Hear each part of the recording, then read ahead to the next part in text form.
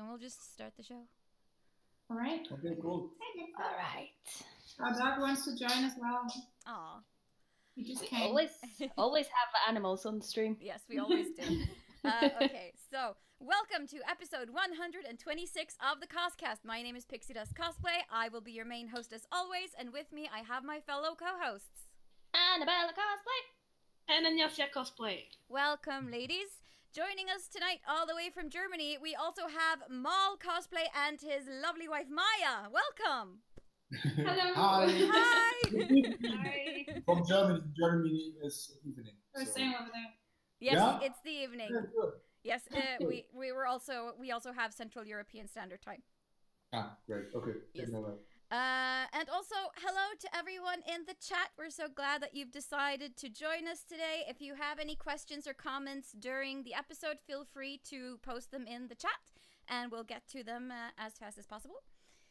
And the main theme of tonight is basically an interview with Maul and Maja, but before we get into that, we're just going to go through some of our usual segments. So the first one is cosplay progress. So my question is, have we been working on anything cosplay related during the past week? Yes! Look at that green fabric over there. I bought it! So that's my progress. That's all. Well, that's definitely more than me. Although I've written an email to Arda Wigs to ask them where the hell is my wig, and yeah, well, it's coming eventually. All right. Yeah, you've had to wait a long time for that. Yeah. Like, you ordered it in January or something. Yeah. So, my luck. Right. I made a scarf, just like a tube scarf thing for an original character cosplay that I'm working on. I should have brought it with me into the office, but I didn't, so that's my bad. But Maul and Maja, have you been working on anything lately? No. We never work on anything. I sense sarcasm. Yeah. At the moment, I think we're working 16 hours a day on something, but we can't talk about it. It's a secret. But yeah. next week we are allowed to talk about that, but not right now. I can Sorry. tell you, I've been sculpting some ears. Ooh. That can be anything. That could be a lot of things. But I'm very excited. Yes. I'll have to keep a close eye on your updates for next week then. Yeah. You should. In the chat, people are saying, Lucia Ferrer says, I got my elf ears, so my Dragon Age City elf might happen soon. Ooh. And Hannah Was Never says, I should work on Sienna, but lazy. Well, that happens. Yeah, it happens. It happens a lot sometimes. All right. Then we'll just skip on over to our next segment in the show, which is cosplay and geek community news. We're not going to go heavy duty into the news today because we figured we want to spend as much time on the interview as possible. Okay. So I just wanted to mention that people are really excited about casting Mark Hamill for Vesemir in the Netflix version of The Witcher. Online, people are like, yes, Mark Hamill. And I figured it was a very appropriate piece of news, seeing as you are like the premier Geralt cosplayer. Oh, is that like real news? Is that happening? I mean, Mark Hamill has tweeted about it apparently, and like been like, yeah, I could see that being a thing. Okay. So Yeah, it's just like he wants to play. So it's right? nothing. Yeah, no, it's nothing official, but people are very excited about it, and like, yes, they want Mark Hamill as Vesemir. Okay. So it's interesting. We're keeping a close eye on the whole Netflix Witcher thing. Okay. I'm nervous about it. I hope Yeah, you do much more than we do, it seems. Also, BansaiCon, which is a Norwegian convention, they took a break last year and didn't host a convention, but they're finally back, and like the entire Norwegian cosplay community is like, yes, because it's like one of the best conventions in Norway, and people were so sad when they had to cancel last year. They have finally released a new date for their next convention, so it's going to be in October, I believe it was. Yes, it's the first weekend of October. Yeah. So it's BonsaiCon 8, and they haven't released the theme yet, so everyone is free to speculate what it will be. But yeah, really excited about that. I will definitely be going if I can afford it. And that's... You guys are so good in looking like straight into the camera, because I'm just looking at the screen all the time. You guys are so good at looking like right into that camera. Thank you. Maybe you should wear sunglasses when nobody. Maybe we should just cover the screen. I think we've been doing this for like 3 years, so I blame it on practice. Or you just do like me. I make the screen very small and very high up towards camera, so it just seems like I look into the camera. That's fake. No, not fake. Very smart. We're professionals. No.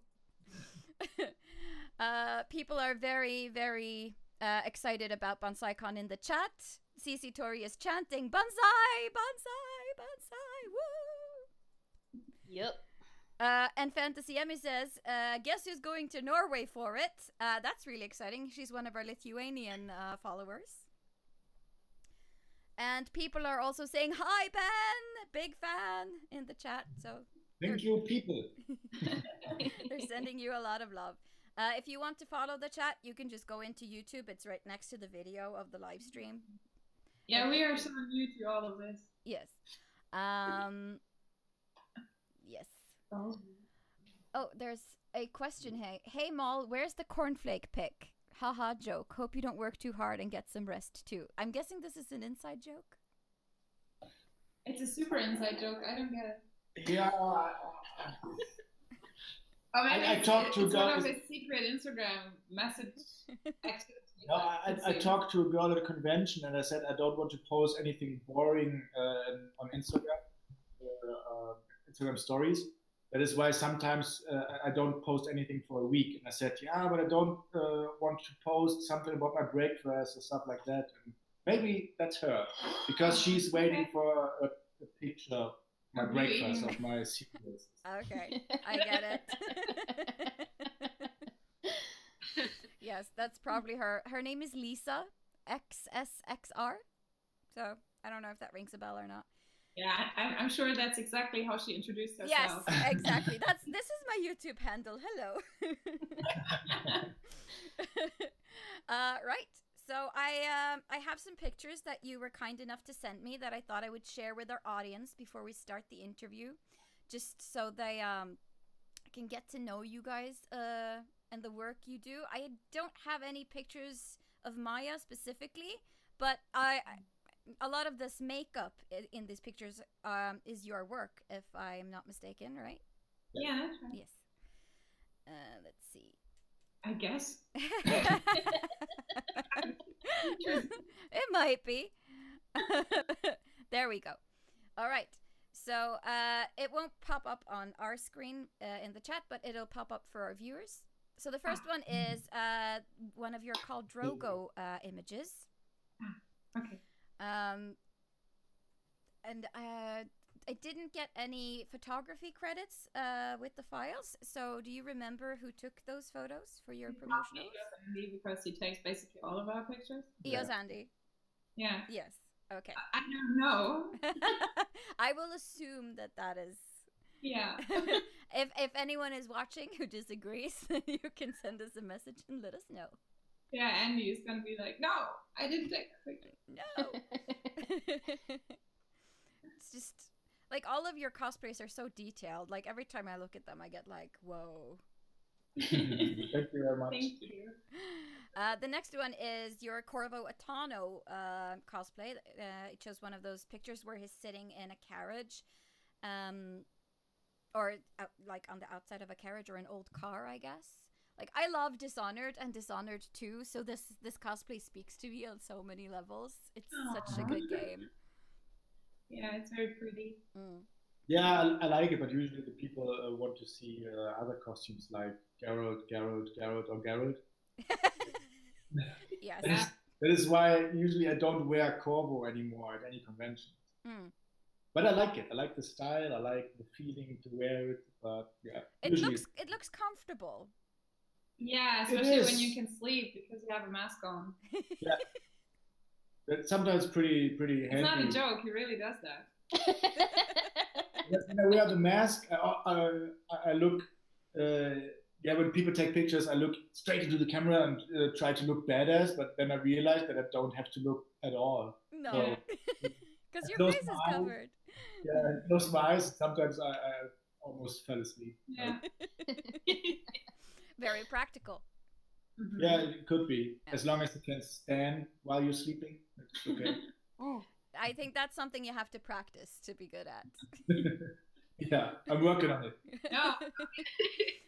The next image is a picture of your Geralt. Of course, we had to include it with a beautiful roach next to you. There's something very like the mood in this picture is really beautiful. It's like kind of quiet, and Geralt doesn't have a lot of quiet around him usually. So I think that's a very good moment to capture. Yeah, and he said this is the picture for the girls. The horse lovers. Yeah, it's like a pony magazine. Well, it should speak to Tonya or any Asia cosplay. She is a huge horse lover.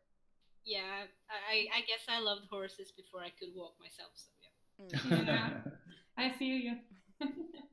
You're getting a lot of love from the chat as well. Yes. From all of the pictures, everyone's like, "Oh my god, wow, love!" Yeah, Absolutely. The next one I chose is your Soldier 76 because both me and Sunniva are huge Overwatch fans. And oh yeah.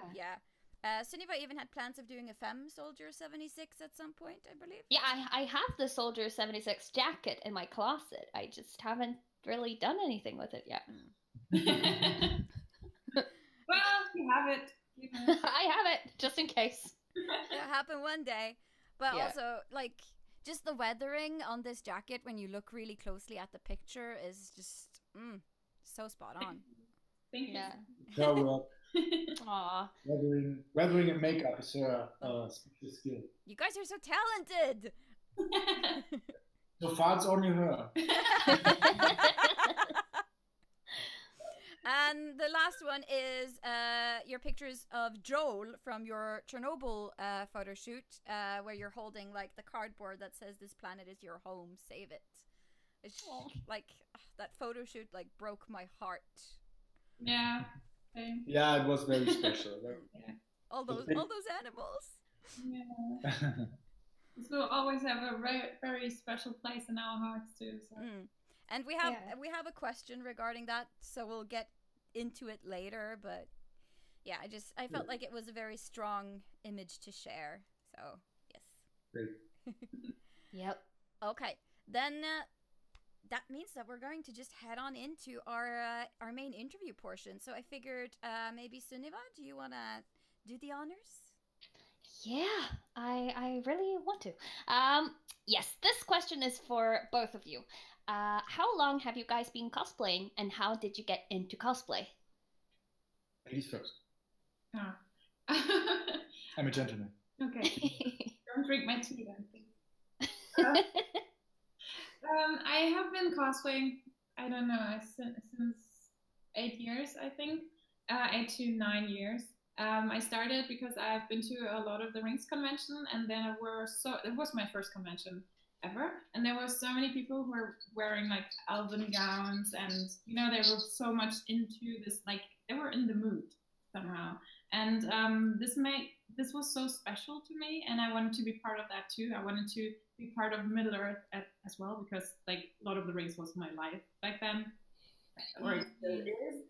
I don't know, maybe, you know, someday it's gonna change, but it's still, you know, I love it so much, and I wanted to be part of that, and that's why I bought my first elven gown for like €20 on eBay. It was top quality, of course, and it was the first cosplay actually, and then I wanted to do something bigger. I wanted to make something myself, and then my first cosplay was like the real first cosplay was one of the vampire brides from Van Helsing, like these bats kind. Yeah. Yeah, The they're ugly, Yeah, the ugly ones, not the beautiful vampire. Bad brides. Yeah, and that was my first cosplay, and since then, you know, I couldn't stop anymore. Yeah, that's a nice story. I think all of us can relate to that story as well. But all three of us are huge Lord of the Rings and Tolkien fans. And I know that Pixie Dust, she was like in the newspaper when she was 14 at the premiere in our hometown with like elven gown and stuff. So I think she can relate to you in so many levels on this. They subtexted me with Lord of the Rings fanatic.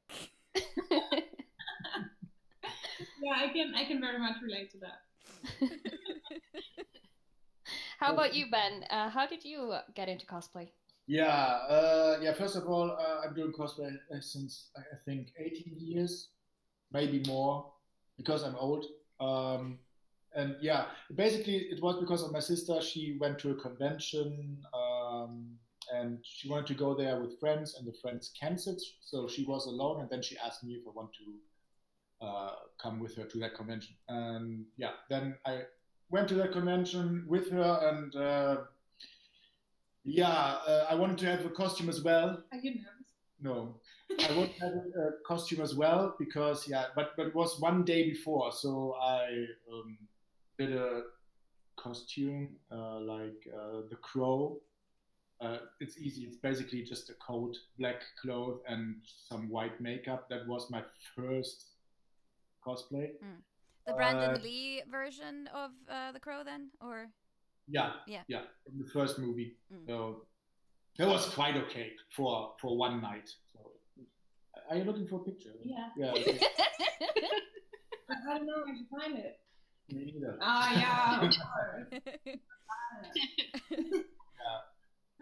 But then I could say I think it was the same convention where I met the actor of Darth Maul, Ray Park, and it was a very special moment because I think everything began with meeting Ray Park, because I talked to him for a while and he said that he's a stuntman, and then I wanted to become a stuntman as well. So 2 weeks later I went to a stunt school in Germany and I became a stuntman.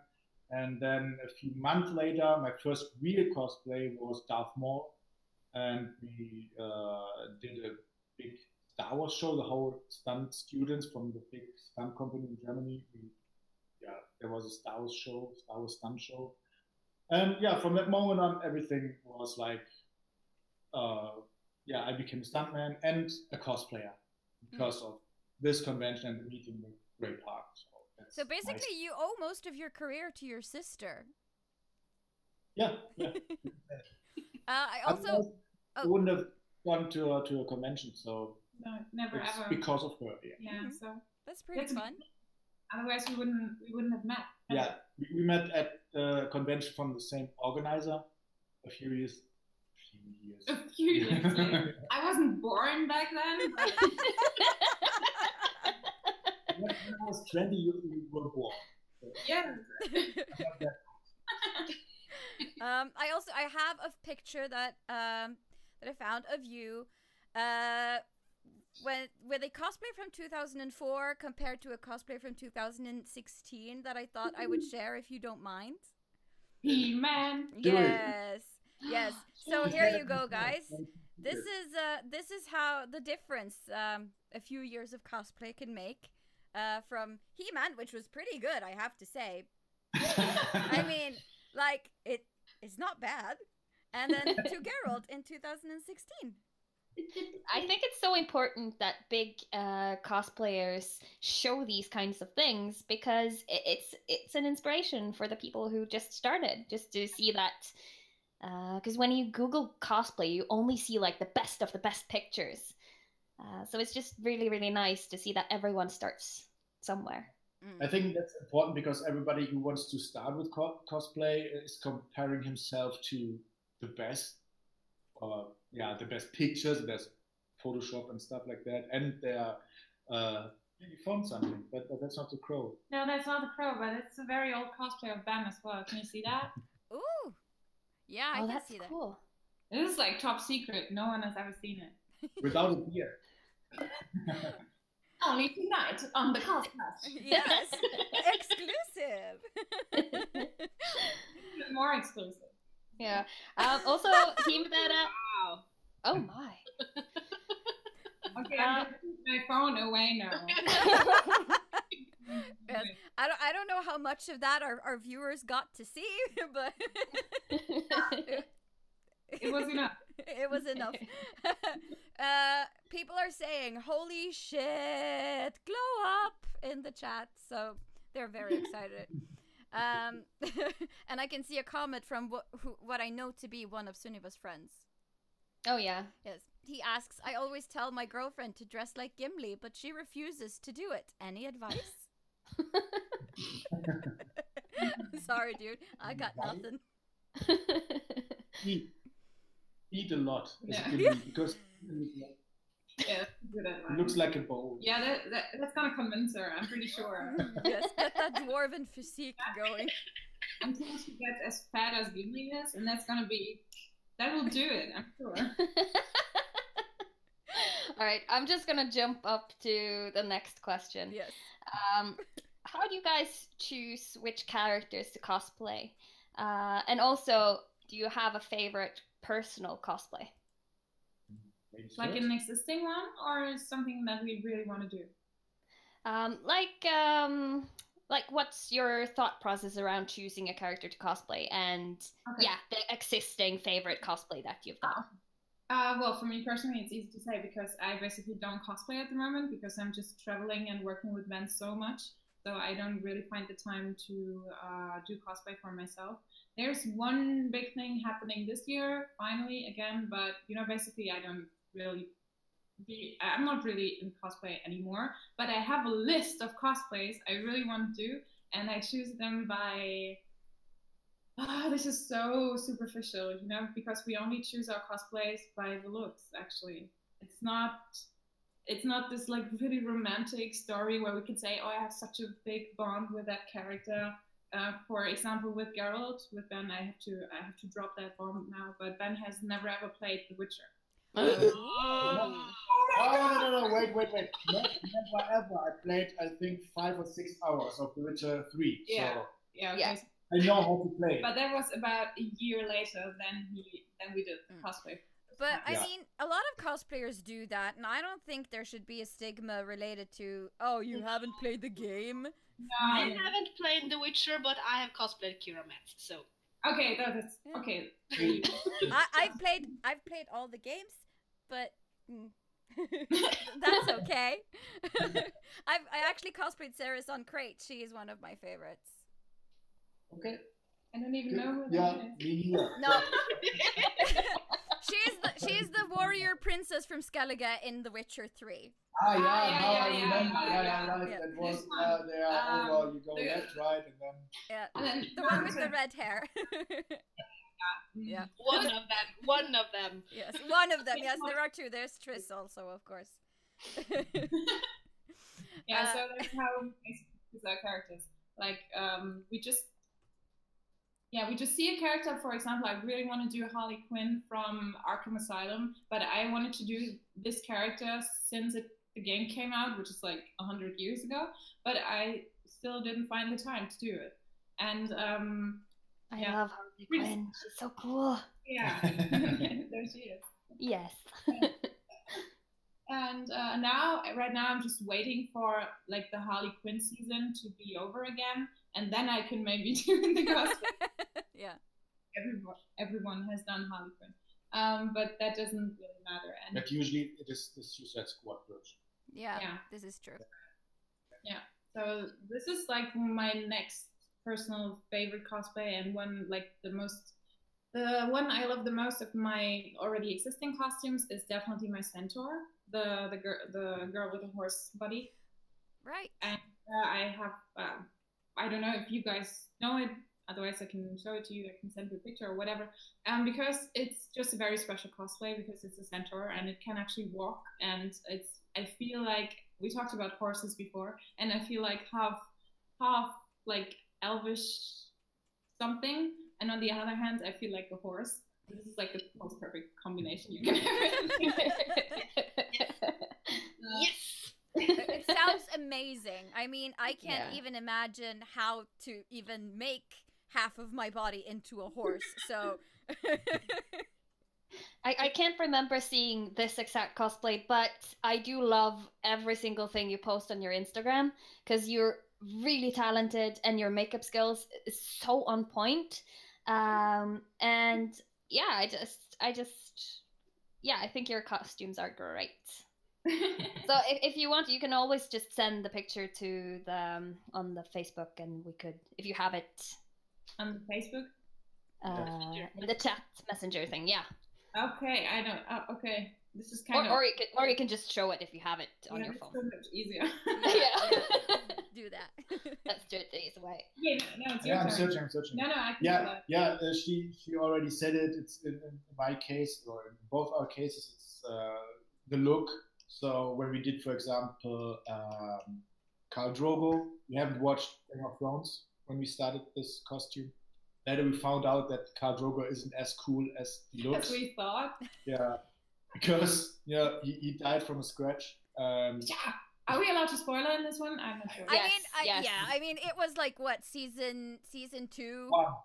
or Yeah, Was it one? season 1 actually. So So I think people should have watched it. yeah. But Really nowadays, you could simply spoil people by saying that Darth Vader is Luke's father. What? Yeah, that's it. Can you see that somehow? Oh, that's I gorgeous. think I've seen that before. Wow. Oh my gosh, that's so beautiful. Those feet are amazing. Thank you. Oh, Okay. Yeah. like a proper Sorry, fairy tale cosplay. Yeah. For example, I would never do a character which I really love and I don't look like him. For example, I'm a huge Superman fan and I would never do Superman because I don't look like Superman. And I have to shave my beard then. So Good point. Basically, he does some characters like who has a beard and Yeah. who doesn't. Yeah. but Haven't you done like a cosplay, classic cosplay of Superman? I think I've seen something. Yeah. He's a liar. I've said that before. I mean that one was good. I loved it. Thank you. Yeah, it was Yeah. just for a party. It Yeah. was just, There were for two versions. We had this the Clark Kent photo shooting. Oh yeah. Oh, that was nice. I like that a lot. But that wasn't a real costume. Just like it was a shirt. But that's the beauty about cosplay. It doesn't have to be a big, expensive costume to be awesome. I mean, classic cosplay is amazing too because it just shows that if you just have a little bit of creativity, you can do amazing things with very little. Yeah, that's right. Yeah, that's the good thing about cosplay, and a good angle in the picture. Yes, angles are. Yeah.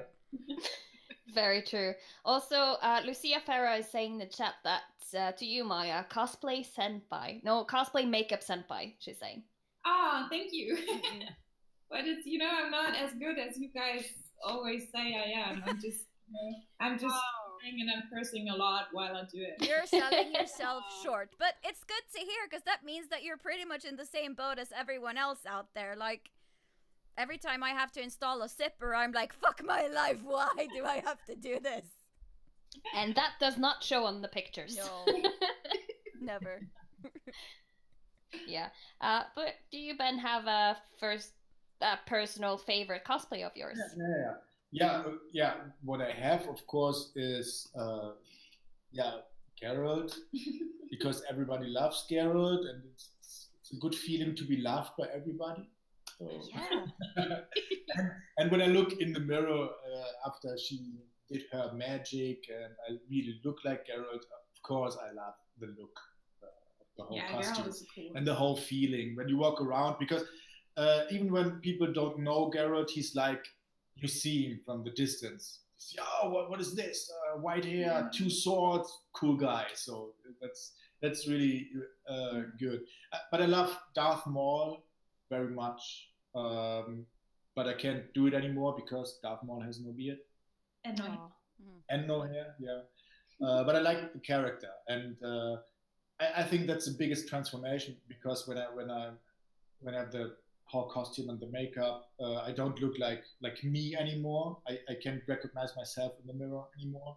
So that's a big transformation. And then in this case, I really feel like a Sith badass. So that's the coolest feeling. Yeah. But for the future, we will make a John Marston costume, and then I think that would be my favorite, because that's my favorite character, John Marston from Red Dead Redemption. And in this case, the cowboy. Yeah, the cowboy. And in this case, it's not only from the look, it's even because I played the game and I love the game, and it's my favorite character. So I think that. Did I hear correctly? Red Dead Redemption? Yes, you heard correctly. I love it. Best game ever. It's like Lord of the Rings in the game. Yeah. I'm still waiting for the next one. Yeah. Yeah, we'll see. We are planning a really cool thing this year concerning Red Dead Redemption 2, but we don't want to spoil anything yet, but it's going to be so cool. I can't wait. Also, we have a message in the chat. Krios is saying, okay, I doubt that anyone will ever read this, but still, I just gotta confess, Ben has literally become my religion, my god of cosplay. Haha. I just wanted to thank him for everything. You rock, Ben. Keep kicking asses. Cheers. Oh, that's so nice. Thank you very much. Yes. And Elena says, I love you both. Heart. Thank you. Thank you very much. So, next question is, what is it like to cosplay as a married couple? Sucks. Horrible. Kill me now. No, it's we never cosplay together. I can't answer that question. Yeah, that's the main problem. I mean, Corvo and Emily, that was a couple. That was super weird because it was father and daughter, and when you have like your private moments, you have to make sure that they're really private, because otherwise you see father and daughter kissing somewhere, and that's super weird. Yes. Super weird. That's the first thing. But I think in general, it's for us. It's you want to say something? No. I think in general for us, especially, it's the best or the biggest luck we could have, because we cosplay together, we can have the life we have right now, and this is like the best fucking life we could ever imagine, because we travel together to like everywhere around the world. We work together 24/7, and we have like a huge house with a huge workshop. Basically, this is all based on cosplay, and we can, we have each other and we have our skills, and we can push each other like every day, and we can try to get better, and we get excited about every project we're working on. And it's like cosplay has brought us together, and it has created such a passion and such a love for our lives. It's just incredible. It's everything for us, basically. Y'all gonna make me cry. You guys are so sweet. Thank you. But that's how it is, isn't it? Yeah, it really is, because it changed our life, and it made our life how it is today. It's really great. It's so different to what we wanted to be, like how we expected our lives to be. But cosplay is where it all came from, and that's how it all started. We did our first couple cosplay back in 2011. 10 or 11. Yeah. And we never imagined that it would go this way. And right now it's incredible, the adventures we go on, and just every day is a new adventure, and it's just great. But that's a funny story as well. The first costume we did together, like it was Star Wars, then we had our first job at the same event. It was like Fortune. It was so cool. Yeah. Yeah. Oh, cool. That's the answer. That's cool. Yeah, it's a very good answer. So I don't know how to follow up on that one. No, but But it's like, because we've interviewed cosplay couples before, and it's this thing where what all of them say is that they kind of fulfill each other cosplay wise. Like one have one skill, the other has another, and together it just becomes this amazing thing. Yeah. Right. It's life goals. So yeah, but you guys, you run your own costume and stunt promotion company, DEF CON Unlimited. Could you tell us a little bit about what you do?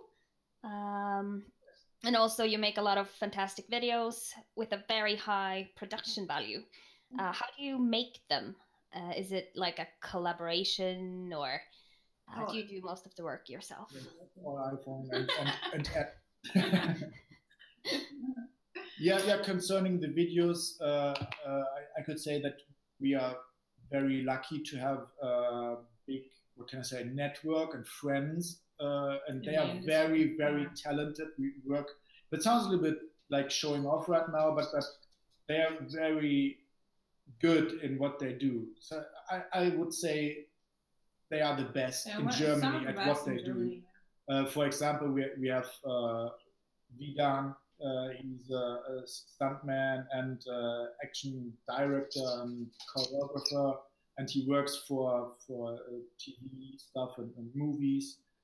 He's a close friend, and then we have Sean. He's a director as well. Vidan, actually, he's part of the Jackie Chan stunt team. Yeah. Oh wow. Really good. And he's doing action director for Into the Badlands right now. He's from Germany, but right now he's based in Ireland, and so he's like super busy, and everybody wants to book him, and so he's one of our good friends. So that's a plus, of course. Yeah, and usually when we want to make a video which looks like a high with a high production value. Yeah, then we ask Vidan, and usually he says yes, and he's really into it, and he does it because we are friends. He does it for free, and we have fun doing it. But there are also other people who are talented, and we always try to work together because they are our friends, and the result is always, I think it's always pretty good, but it's fun to see the final thing we did, and I love doing that, especially videos, because after all the magic and after all the specialists did their stuff, it's always like it's so different to do what we have had in mind, but it's even better. So it's hard to explain because there are a lot of creative people working on one project, and then the outcome is so like, wow, this is so cool. So for example, the Darth Maul Apprentice video, have you seen that? I think I have, but it's a while ago since I saw it. Sorry? It's a while ago since I saw it, so I don't remember it clearly, but... There was a 2-year project, and there were 70 people involved, and I love the video. I'm really proud of it, and I love watching it. So because just for me, even nobody had seen it, I love watching the video. Mm. Yeah, they look really cool too. Thank you. We're just trying to focus on, that's actually the way we work. We try to give everyone in the team the chance to do what they can do best and to really focus on their skill. And I think that's something we've been focusing on for a while now. And I think that produces something like a result with a high quality. Yeah, it becomes like a passion project for everyone involved, is what it sounds like. And we just like to get people who are good at what they do and who have a passion for something, because that's always the best. You can have people who are passionate about their skill and their profession. And that's how the videos are made. Yeah, of course we don't do everything by ourselves. Of course, when we do like the funny Geralt videos, that's all iPhone. But when we do like really cool like short films, we have a lot of people working with us, and that's it's not a secret. We don't do everything by ourselves. Yeah, I like the samurai Geralt.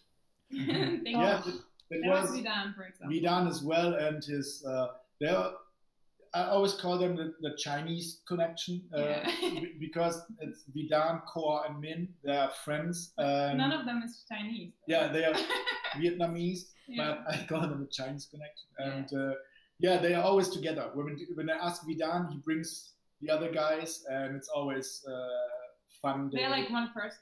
Yeah, it really is. Yeah, and that was a one day shot. I like it very much because it's so different. So Geralt as the samurai. It was so funny. Yep. But there was another aspect of that question. What's the your company? What do you do? What is it like? Okay. So basically, I could say it's like a video game promotion, but the cool promotion part, not like handing out flyers or stuff. It's like wearing a costume, or sometimes just only building a costume for a company, or building a photo booth or some props.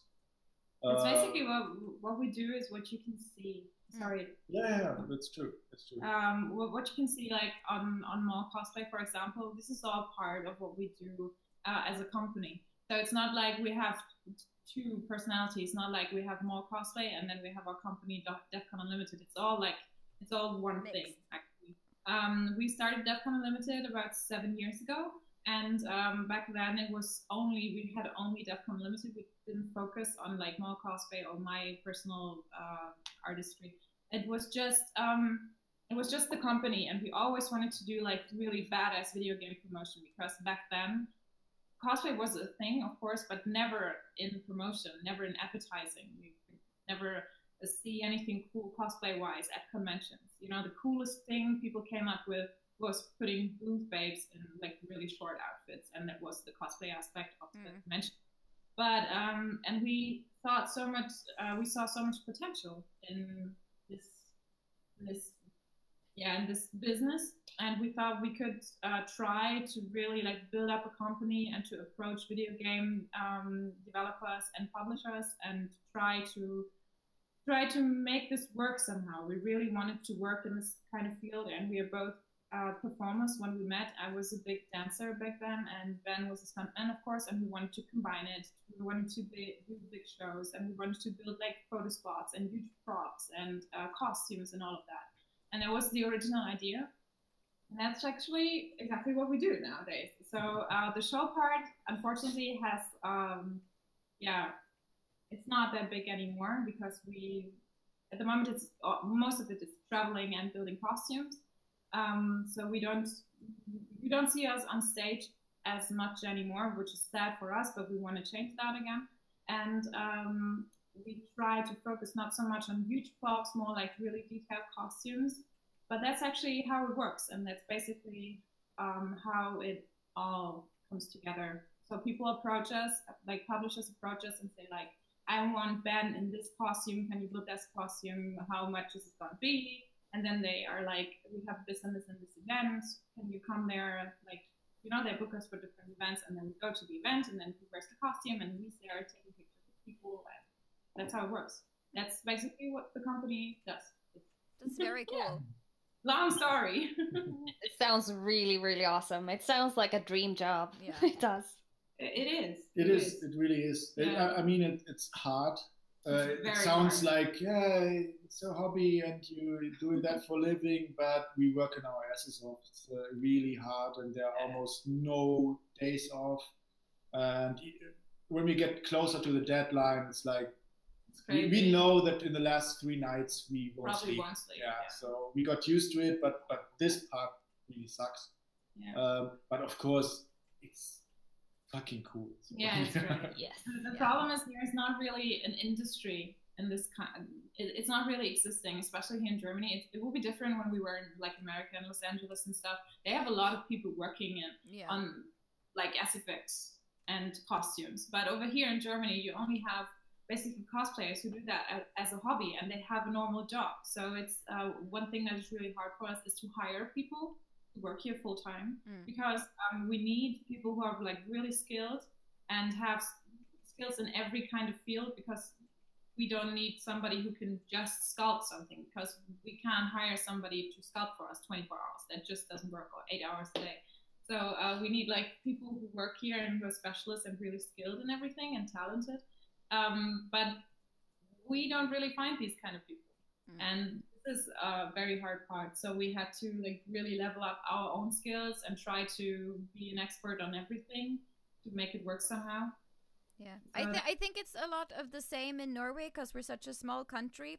I think we only have one full-time like professional cosplayer. That at least that is well known. So there's not that it's not really a big SFX like environment here either, yet at least. Yeah, it's a problem. Yeah, but it's also pretty good because of that, because there's so little people. We are the only company in Germany who does that. Mm. So you don't have any competition, at least. That's good. Yeah. Oh, that's not true. There is some competition, of course, but you know, it's going pretty well. Let's just, let's just end it there. Yeah. I'm gonna give Anyasia the chance to ask the rest of the questions because it's her turn. Yay! It's my turn. Okay. So how do you guys come up with ideas for all these videos you do? I don't know. No. It happens. Yeah, it's like that. When we sit down and try to figure something out, just now we need an idea, that it doesn't work. Yeah. Usually it's like, we're not. Maja, I have an idea. So it just happens. So, but it's so hard to make it, to do it when you need it. It happens when I cook or take the dog for a walk. Yeah, sometimes. Comes up, Most of the time, ideas come up when we listen to music. Yeah, that's but true. When it comes to like funny videos, like Geralt videos, it's mostly because of it's in the situation. You know, it's like when we were in LA and there was one guy on set and he had a Harley Davidson, and Ben was like, I want to do a cool shot on Geralt on the Harley Davidson. And then, you know, this is how it happens. And then we did a short video. And, but it's not, sometimes we have to really think about cool ideas, but we don't really like it. We're not that creative. We're not that like creative professionals that we can come up with so many ideas in just like 5 minutes. But sometimes we have to. Last year we had a really cool job, for example, for CD Projekt. We were traveling, they wanted us to travel to 8 different countries around the world and do specific videos of Geralt in this country. So that was a really cool job. But on the other hand, it was also very, very complicated because we had to come up with ideas like in a special country. And when you're not used to that country, for example, I didn't know much about Japan before, but then we had to go to Japan and find like 3 cool things Geralt could do in Japan, and it was like, okay, what could he do? Eat sushi? You know, it was just, but that's not funny. And then you have to, you know, we went there and then the ideas came, and then it just happens. Yeah, for example, the samurai video. Yeah, that was because of Japan. Yeah. Yeah. Are we answering like too long? No, it's fine. It's fine. We'll take our time with I mean, unless you're in a rush. I mean, we might end up going on overtime, but that happens quite a lot. So. Yeah, it's not unusual for us to go overtime, and the audience love it. So. Okay, good. So, okay, this is kind of my favorite question because I've read a lot about your Chernobyl photo shoot, and I was like crying all the way, just sat there reading and crying like, this is so beautiful, you know. So this is my favorite question. Your Joel from The Last of Us cosplay was photographed at Chernobyl by EOS Andy, and you had a very special message to share along with those photos. Could you tell us a little bit more about that photo shoot? Yeah. How much time do you have? I have all day, all evening. Tomorrow. Tonya is very invested in this question. Yeah. Yeah. When made the Joel costume, we thought about cool photo shooting, and Oh yeah. we thought about a cool location, and then I said, hey, let's do it in Chernobyl, as you say. And then she said, yeah, Chernobyl, yeah. I said, really, let's do it there. You can go there. You don't die. You can go there. So, and then we talked about that. And do you know this moment when you're like in the shower and you've been showering for about 10 minutes and the water was fine, like the temperature, and then you think, like suddenly you think, oh, maybe I could turn it up a little bit more. It could be a little bit hotter. And then you play around with the crane thingies, and then you turn up a little bit hotter, and then you think like, oh no, that's too hot.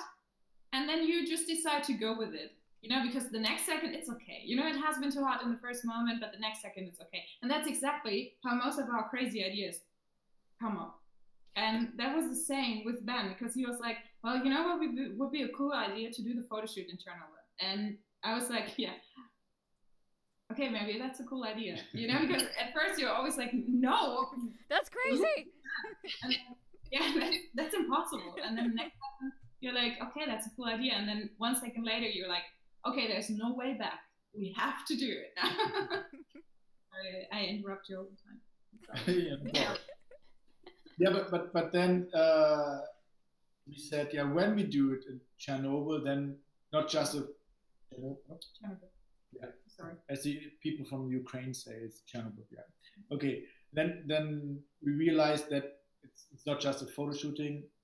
It's about so much the more. location, the history of the place, and yeah, we wanted to tell the story with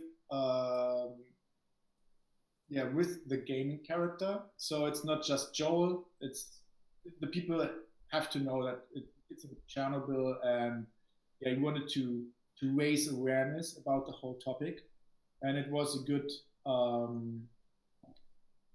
thing to do it with video game characters, because everybody loved video game characters, and the generation from today doesn't know much anything about Chernobyl. Topic, yeah. No. It was the same with us, wasn't it? I knew because it happened when I was already born. Yeah. I was 7 years old, and then it happened. So, but it kind of raised awareness in ourselves as well. Yeah.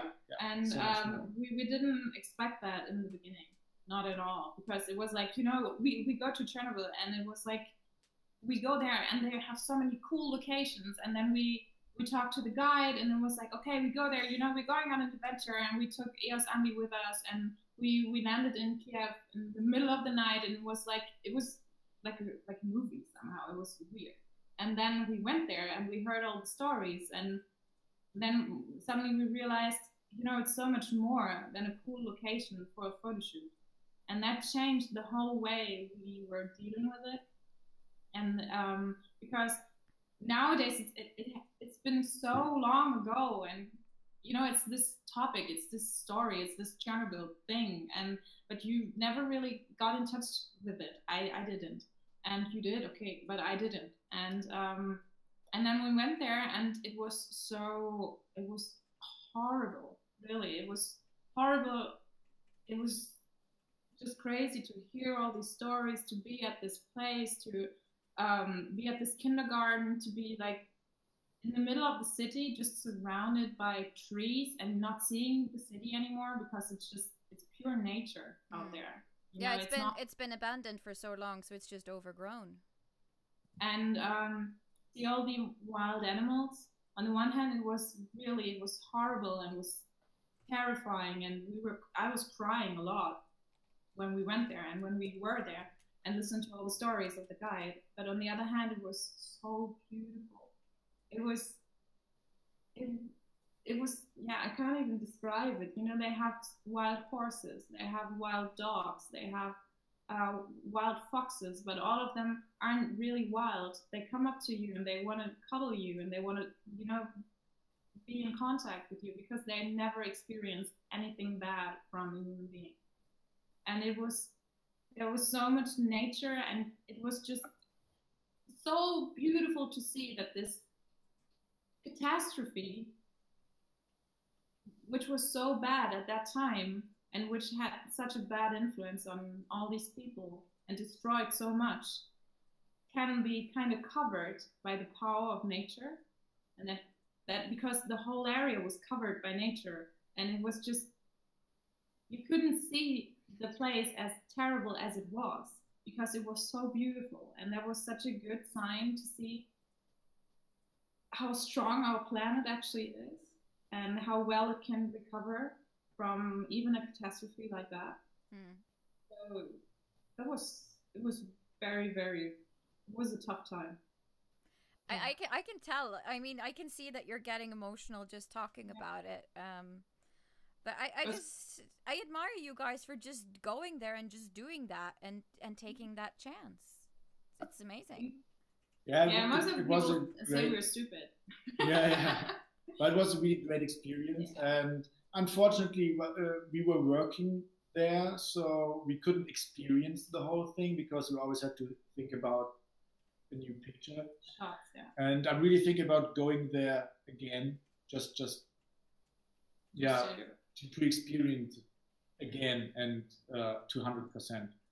But we learned a lot about the whole incident. Maybe I could tell you some details, which is quite interesting. Do you know that the nuclear power plant is still working? Yeah. Oh. They have like inspectors that have to regularly check in there and check for radiation. Yeah, but they still have, like in Chernobyl, there's still a power plant which is actually working. That's that crazy. people are working there. Yeah. There's a whole city of people living there in the exclusion zone. Yeah. And they live there and they work there every day. They have a post office. Wow. They live there. They have like a hospital. They have this power plant. It's still running. It's not like this forgotten place. Of course, there's this zone where like it's all as it has been in 1980. I did not know that. That's very fascinating. That there's actual a still living Chernobyl, like functioning sort of. Yeah. People always say at social media, "You can't go there. You would die there." And I said, "No, you don't die." We stood next to the reactor, next to the reactor Still which working. Exploded. Yeah. So but as I said, it's still working. But reactor 2 and 4, 2 exploded and 4 had been shut down a few years ago. But the whole thing itself is still working, and 5,000 people are working there. Wow.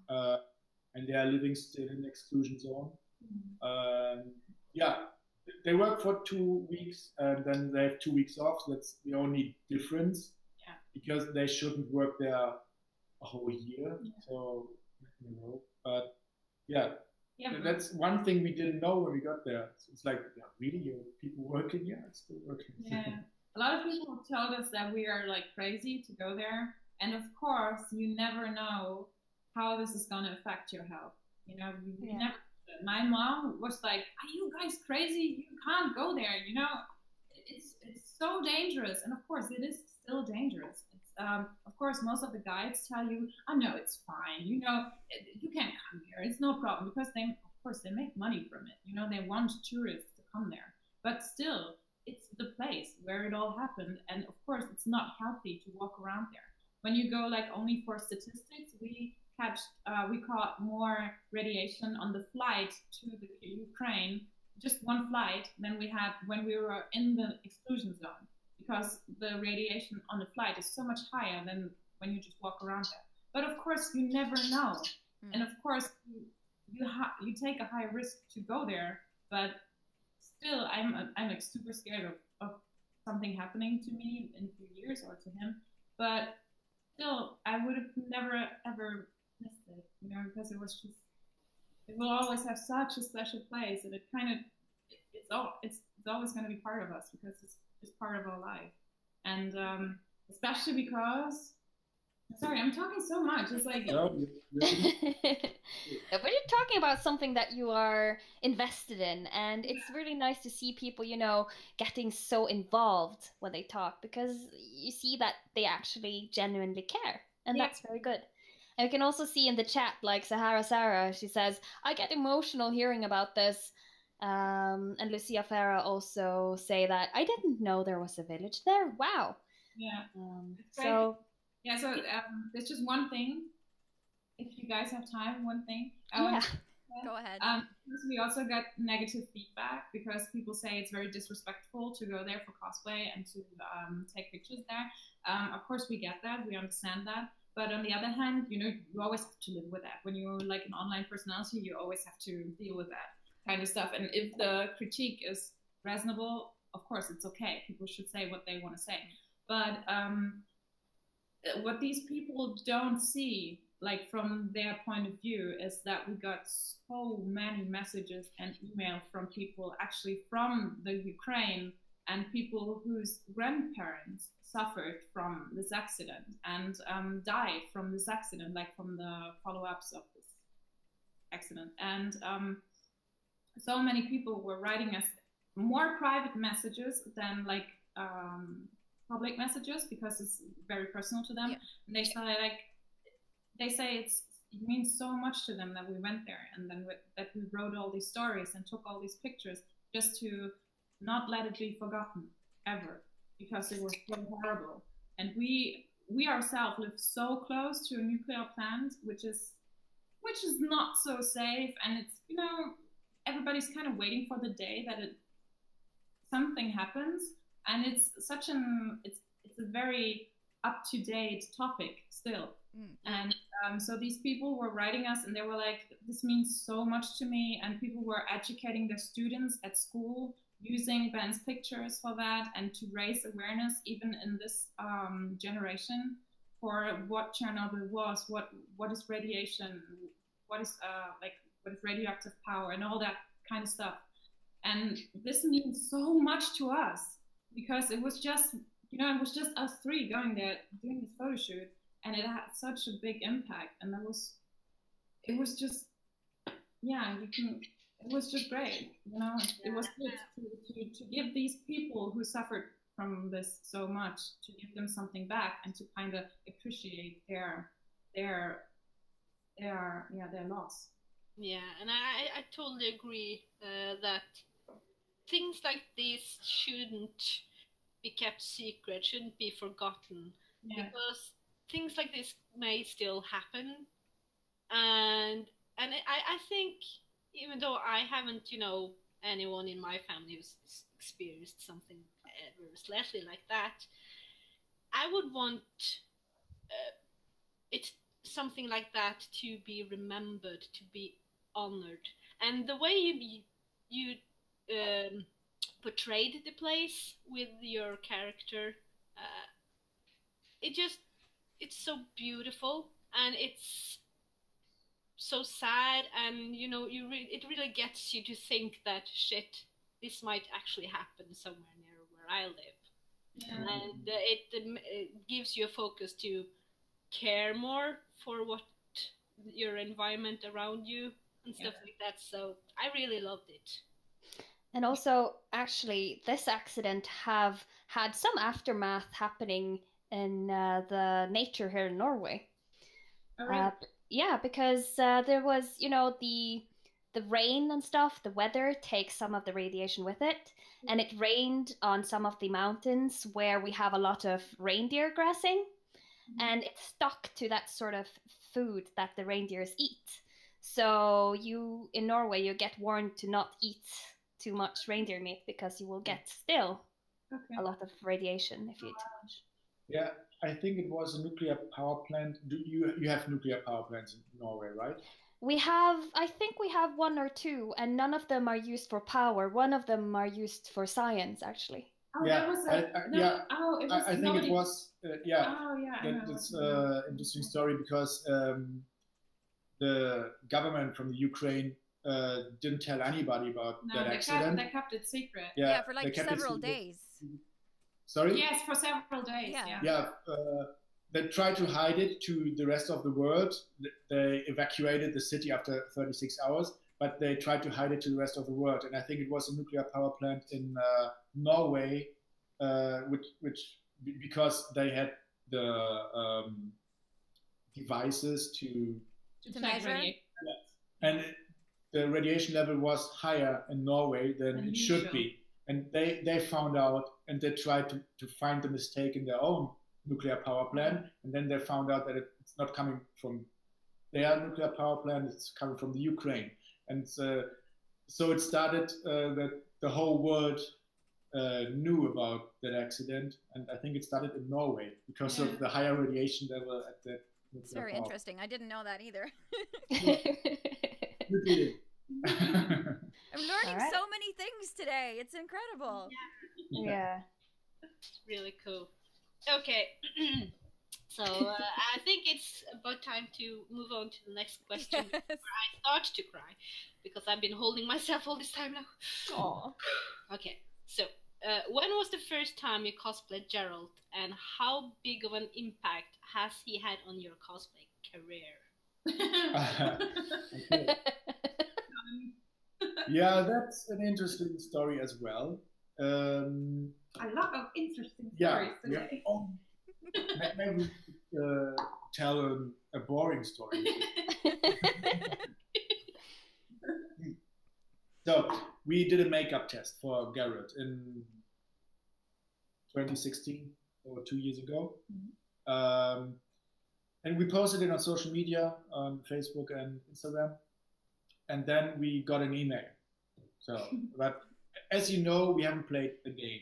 So we didn't know anything about the game. And then we got an email about from a company, and they asked us if we want to join what is a YouTube release event. Yeah, it was some kind of YouTube event. Yeah, event for YouTubers concerning The Witcher, and they asked us if we want to be Geralt at that day. For example, we. If I want to be Geralt we together. For that event, and the company's name was CD Projekt Red, and we didn't know.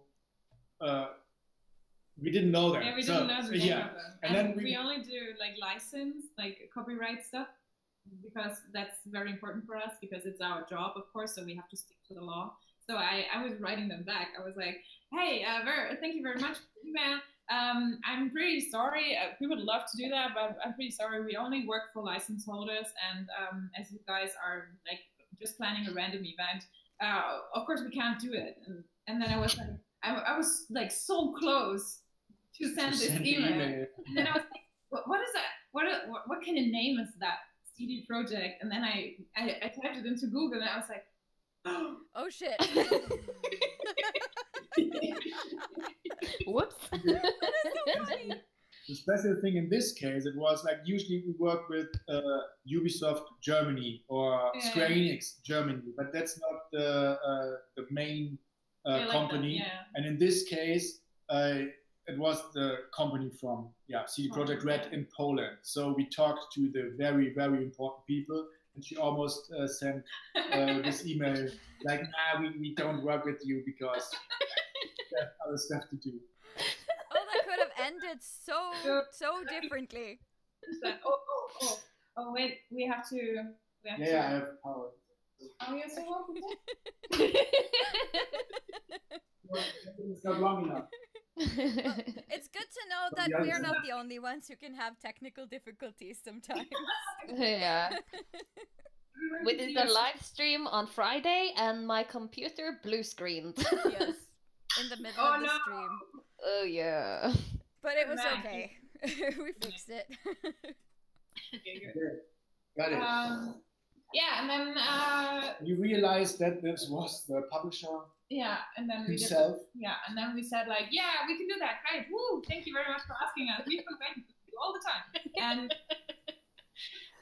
then we went there, and then we did some pictures at this very nice castle, because it was a very nice event in a very nice castle, and we took some pictures. In Italy, it was a very nice castle in Italy. They chose the castle because it looked so similar to the whole area from the new DLC. And then we posted the picture. Keep going. Tell the story. We posted the pictures on Facebook, and but I posted the pictures on Ben's Facebook, and because he was downstairs working as Geralt, and I was like posting the pictures like in an album, and I was like, oh, these pictures are pretty cool. And then I posted them, and you know, at that time our Facebook was not like super busy. It was 20,000 followers. Yeah. That's still quite a lot, though, I have to say. Yeah, of course. But like compared to what happened then, it was, it wasn't like super busy. And then I posted these pictures, and then I, checked some emails, and then I sat around and waited for Ben a little while, and then was like, oh, let's take a look at how these pictures come across. And then I was like, because I was so overwhelmed because it was like in these 10 minutes, it was like 5,000 followers more than before. I was like, is that the same page? Is that the right page? And then, I didn't get it. I didn't get what happened. And and then I found out that Jessica Negri shared like the pictures a few minutes after I shared it on Ben's page. So 3 days later, it was over 15,000 followers on it was our crazy. Facebook page. And after that, it was all about Geralt. The whole 2016 was all about Geralt. I think it was over 100,000 followers at the end of the year. There was like all Geralt. Yeah. So it started with Geralt, and since then it's like growing and growing and growing. Yeah. Of course, we know, because it always sounds so weird, we know that followers mean nothing. It's right, but when you actually do this as a job, it means quite a lot. Of course, we know it doesn't mean anything in your personal life or for your, like, what kind of person you are. But when you are working in this industry, it means a lot. It means basically everything. It is important. Because it's just, for people who book you and who want their content posted on your page, of course, they want to reach as much people as possible. This was like a kickstart for them as a cosplayer himself. But it's like every company have PR for or advertisement. It's like the followers are basically your advertisement and PR. So that's just how every successful company works. It's really important. That's a Geralt story. So we are very thankful to the project and Geralt and Jessica Negri. I think Geralt was the first cosplay I saw of Maul cosplay. But it's like, you know those bands that have one song that they're famous of, and that's the only thing they do? Yeah. That has nothing to do with you guys. You guys have so many other songs. You have so many other great cosplays that are just as good as Geralt. And if I ever went to a convention where you guys were, I would in no way be sad if it wasn't Geralt. I would be so happy just to see you guys because you are amazing and awesome.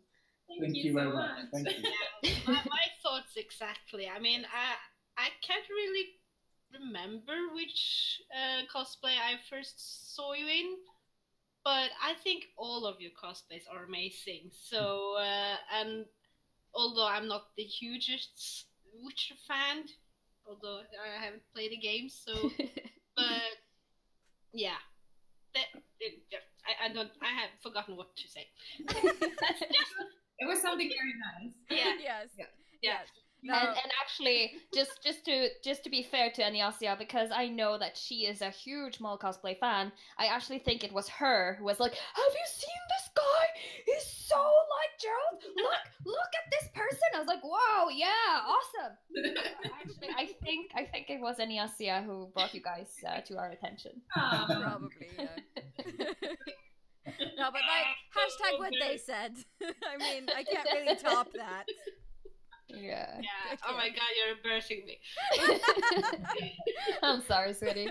No, but like legit, we were fangirling so hard when you guys said yes to come on the show. We were like, oh my god, they're coming on the show. Yeah, we like that kind of stuff, like this kind of stuff so much more than any like big, huge interviews, because it's basically all the same questions all the time, and it doesn't really matter. But to talk, to hang out with you guys, it's just so much nicer, and just having a good time, and that's all that counts. Aww.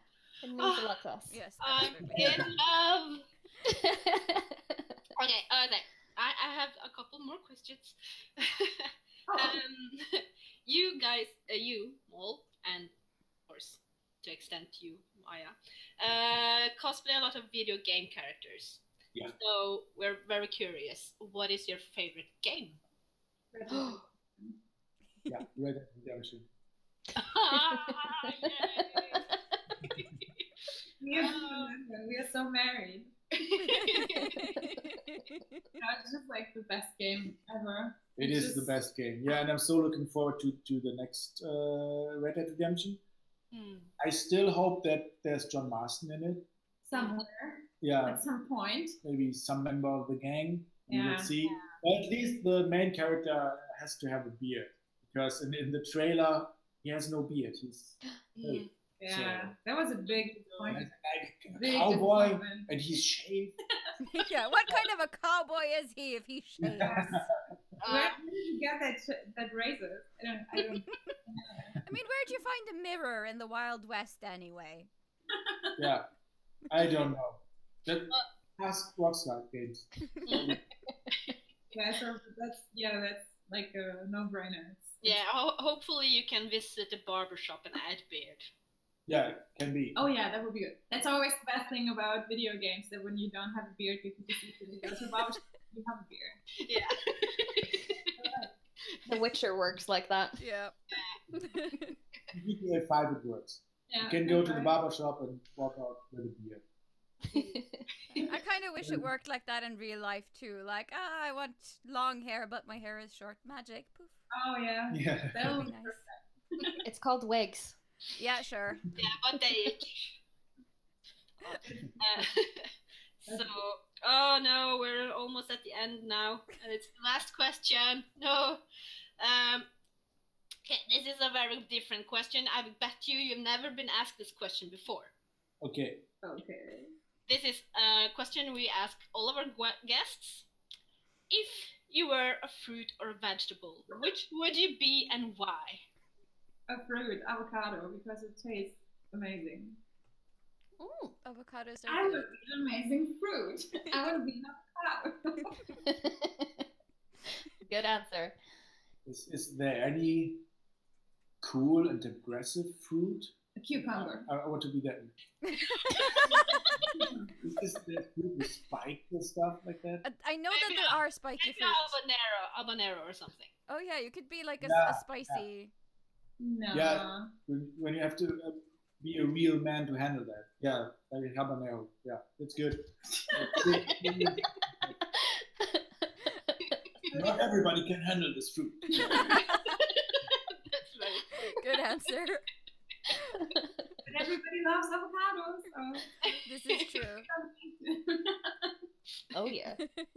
Yes, this is a question we got asked by one of our viewers. I probably like a year ago, and whenever she watches the show, she reminds us in the chat, like, did you ask them the question yet?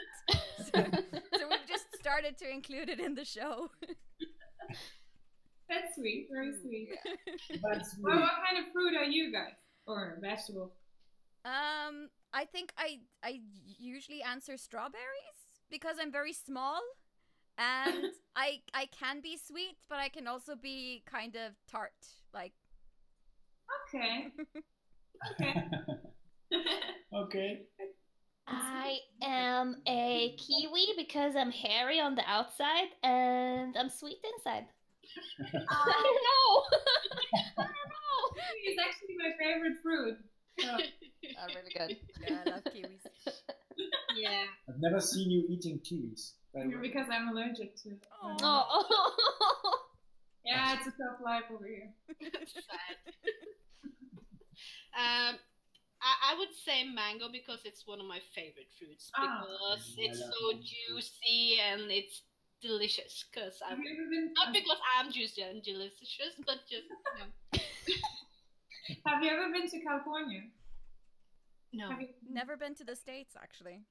Okay, you guys have to go to California and eat a mango over there Yeah. Oh, Because okay. that's a mango. because that's the shit.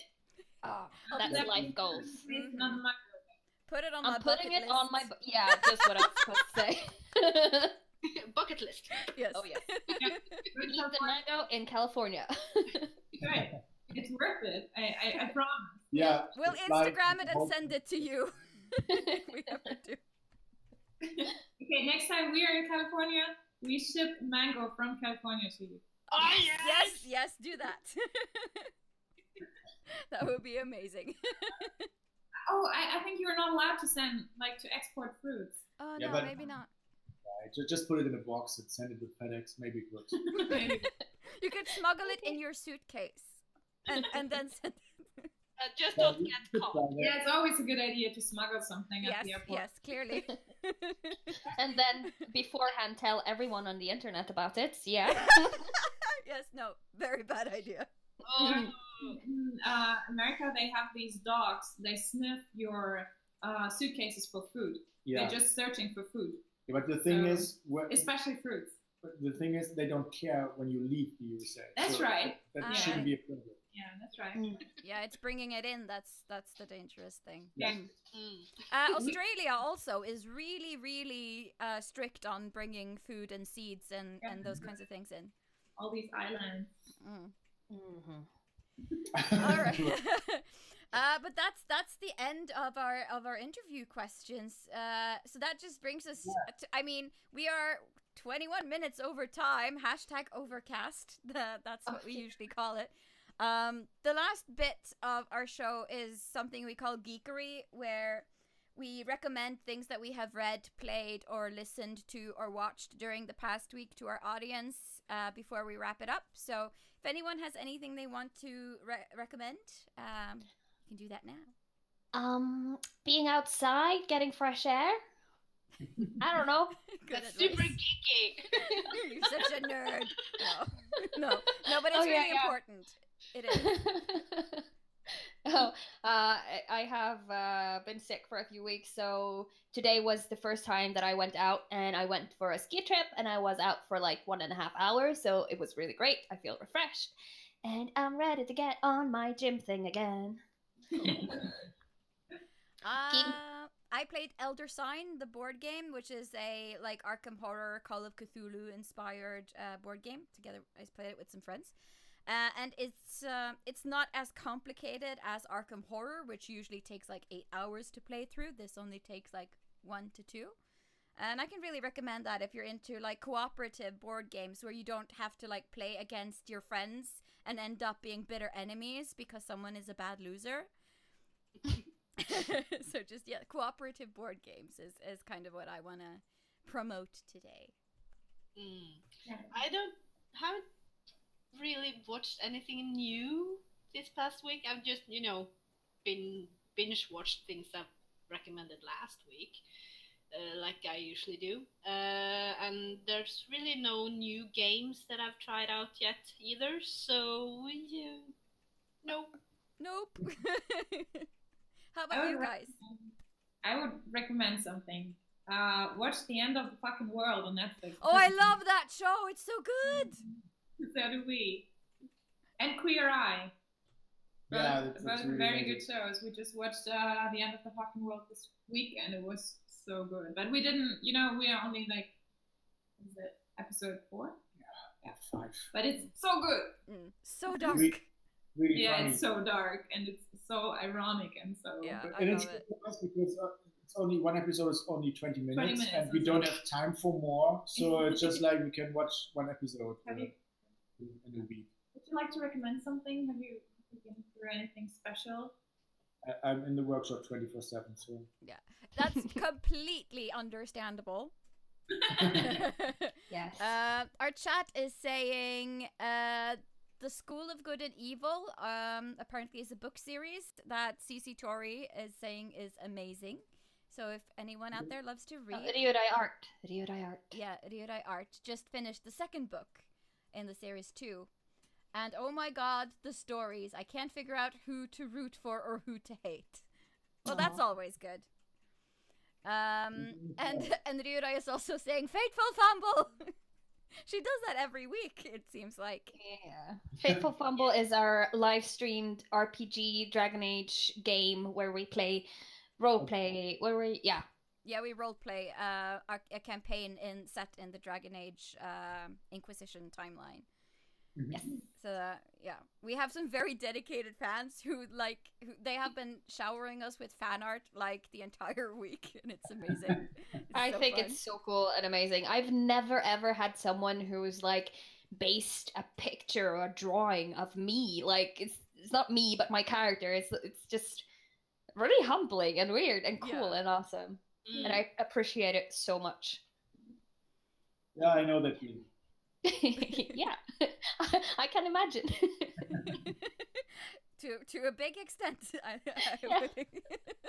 Oh, we also get some weird pictures, so it's Yeah. We get that too.